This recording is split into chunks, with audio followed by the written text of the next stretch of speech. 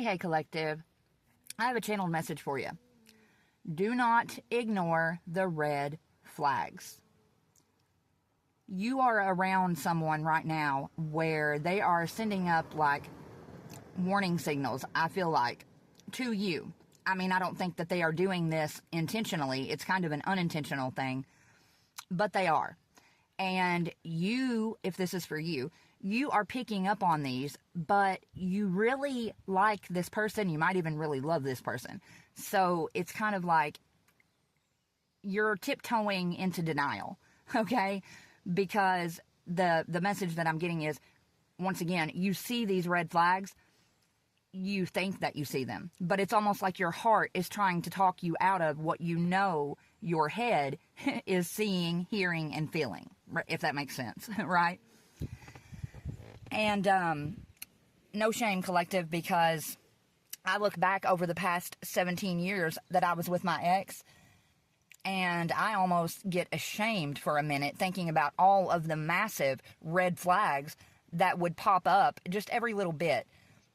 And once again, I was in the exact same boat that whoever I'm picking up on now is in, because I loved him so much, I just didn't want to believe what I knew I was seeing and hearing and feeling.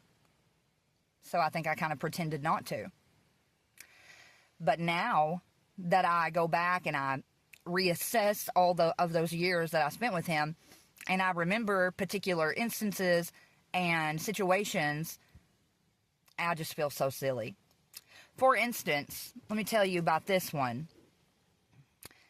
Before I left the home that I shared with my ex, he was trying to get any type of a reaction or a response from me that he could.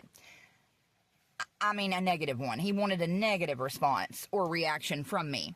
He is one of those people that love him some reactive abuse. They love to take the stick and poke the bear until the bear explodes, and then they like to record that explosion, right? So this ex was just doing the absolute most. I mean, literally pushing my buttons from the moment I woke up till the moment I went to sleep, if he would let me sleep. Because that's a tactic they use in gang stalking, is sleep deprivation. So it was very hard to get a full night's rest whenever I was with my ex. But what I am getting at right now, collective, the last thing that he did, it should have showed me. It should have opened my eyes. It should have shocked me into reality. But it didn't.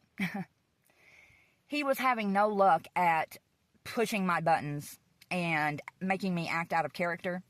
So he turned to our animals, because I'm a huge animal lover and advocate. I will straight up lay into somebody's ass over a dog or any animal, right?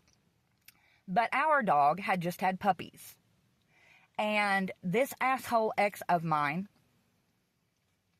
I went to sleep, and while I was asleep one night, he took zip ties and tied them around every single puppy's neck. And he didn't just, it wasn't like a necklace or a, whatever. He zipped it up tight to where their airway was restricted. And he left these zip ties on these puppies overnight, so that whenever I woke up in the morning and I went outside to check on them and feed them or whatever,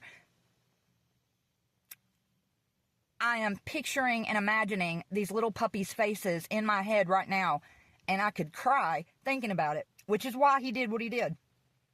Their faces were like contorted, like their little eyes were bugging out of their head, and their faces were like swollen in weird parts and stuff. And he did that just because he knew it would make me angry, break my heart. And it did.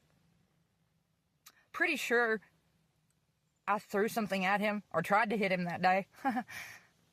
Because how can a grown man, what kind of a grown man hurts innocent newborn puppies to make another human feel a certain way?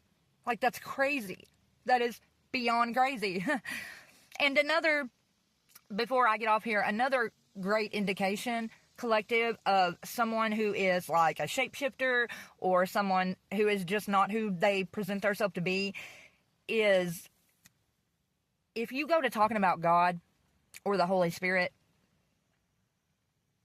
and someone reacts so negatively to that, to you simply speaking about God or the Holy Spirit, there's probably something demonic going on.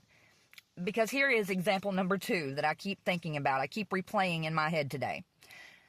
I was playing with my cards one day when we were still together and I still lived in our home. And I was talking to God like I always do whenever I use my cards.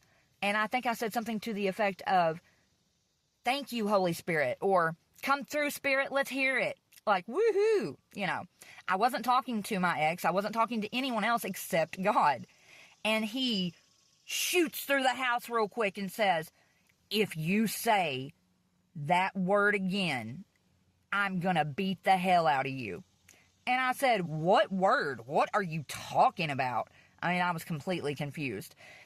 And he says, "If I hear you say the Holy Spirit one more time, I'm gonna knock the hell out of you."